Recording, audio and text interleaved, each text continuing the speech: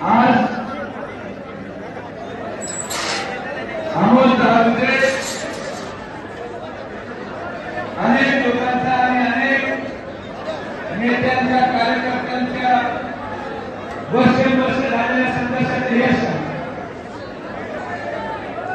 सर्वसामान्य युवकांचा या सामान्य मतदारसंघाच्या लाडक्या बहिणींचं आणि या सर्वसामान्य कुटुंबातल्या प्रत्येक व्यक्तीची ताकद आणि त्याचा त्याग या सगळ्या गोष्टींचा सारांश म्हणून आज आपल्याला सगळ्यांना हा दिवस पाहायला मिळालेला आहे। हे कुठलं एकटं यश नाही, हे एकटं कुणीही या झालेल्या परिवर्तनाचं श्रेय घेऊ शकत नाही। हे एकटं यश रेल्वेचं नाही, हे एकटं यश अमोल खताळचं नाही, हे एकटं यश व्यासपीठावर बसलेल्या मंडळींचं नाही, हे आपल्या सगळ्यांचं संयुक्त प्रयत्न होणार आहे। त्या सगळ्या विधानसभेचं आपण परिवर्तन करू शकतो।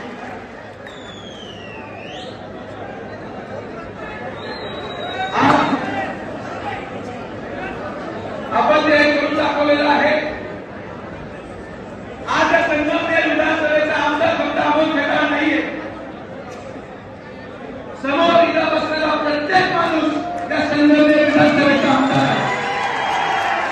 इथं प्रत्येकाला बोलायचा अधिकार मिळेल, प्रत्येकाला आपला प्रश्न मांडायचा अधिकार मिळेल आणि ती किंमत आणि जो न्याय आमदार अमोल खताळ आहे तोच न्याय इथं खाली बसलेल्या माझ्या युवकाला देखील मिळणार अशा हे परिवर्तन ज्या मुद्द्याला धरून झालं, हे परिवर्तन ज्या उद्देशाने झालं, उद्देश आपण मिळून यशस्वी करू। आणि म्हणून माझी आपल्या सगळ्यांना एक हात जोडून विनंती आहे की कोणीही अमोल खताळ यांना जे आपण नाविक वर्ष नावाने हाक मारली, आपण काय म्हणतो अमोल भाऊ, कुणीही आमदार साहेब म्हणायचं नाही, अमोल भाऊ म्हणूनच इथं कोणी साहेब नाही, इथं कोणी तुमच्यावरती नाही आणि इथं कोणी तुमचं नेतृत्व करणार नाही।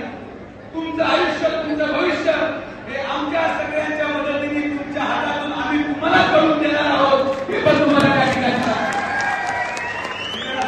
साहेब आहेत ना, अमोल खताळ साहेब आहेत ना, व्यासपीठावर बसलेले कोणी साहेब आहेत, आम्ही सेवक आहोत आणि तुम्ही सगळे साहेब आहेत। हे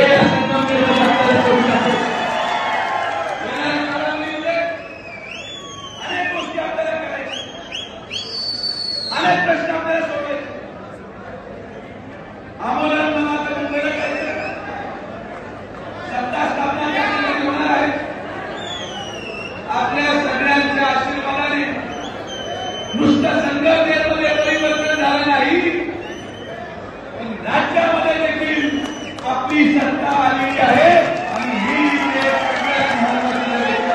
सर्वप्रथम आम्ही उद्याच मी आणि अमोल माननीय मुख्यमंत्री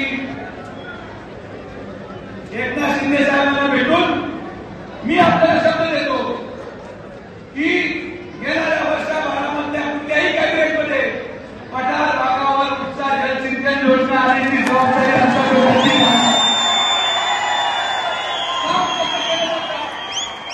काम कसं केलं पाहिजे हे या संगमनेर मतदारसंघाच्या सर्वसामान्य जनतेला आम्ही दाखवलं। नुसतं एवढंच नाही, पण अवघ्या पुढच्या 3 महिन्यामध्ये संगमनेरच्या प्रत्येक दुर्गम भागामध्ये प्रवरा मेडिकल हॉस्पिटलच्या माध्यमातून गरिबांना मोफत आरोग्यासाठी आपण कॅम्प सुरू करणार आहोत। त्यामुळे कोणालाही संकटामध्ये आपल्या मूलभूत उपचारासाठी पैसे भरावे लागणार नाही। इथं असलेला प्रत्येक माणसाचा उपचार डॉक्टर सुजय विखे पाटील मोफत करून देणार आहेत।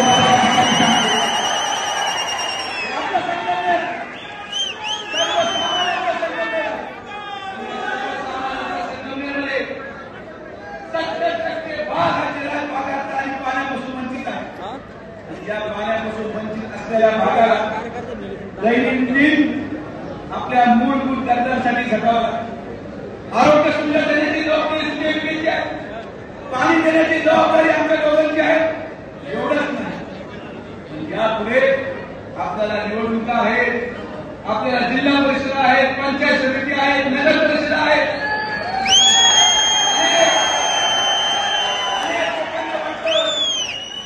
अनेक लोकांना वाटतं याला तिकीट मिळणार, त्याला तिकीट मिळणार. मी आज संगमनेरच्या तमाम नेत्यांना मी नम्रपणे विनंती करतो, हात जोडून विनंती करतो आणि मनापासून प्रार्थना करतो, माझ्या बोलण्याचं वाईट वाटून घेऊ नका. पण यापुढे माझी आपल्या सगळ्यांना नम्र विनंती राहील की जेव्हा कधी माझा संगमनेरमध्ये त्या भागामध्ये येणं होईल, कृपया करून त्या भागातला व्यक्ती सोडून दुसरा कोणीही तिला यायला नको, ही आपल्या सगळ्यांना विनंती. सर्वसामान्य माणसाची आहे, प्रत्येक गरीब माणसापर्यंत आपल्याला पोहोचायचं आहे, प्रत्येक वाडी वस्तीवर आपल्याला पोहोचायचं आहे. आणि ज्या कोणा व्यक्तीला या संगमनेरच्या भविष्याच्या राजकारणामध्ये सहभागी व्हायचं, मी तुम्हाला तुमच्या राजकीय निकषाचं उदाहरण देतो. तुमच्या निवडणुका असतील, कोणाला सरपंच व्हायचे, कोणाला जिल्हा परिषद सदस्य व्हायचे, कोणाला पंचायत समिती सभापती व्हायचे, कोणाला नगरसेवक व्हायचे. तुम्हाला हे पद मी देऊ शकत नाही किंवा अनुभव देऊ शकत नाही. जो व्यक्ती त्याच्या गावामध्ये सगळ्यात जास्त ढोलचं काम करेल, घरकुलचं काम करेल, स्वस्त धान्य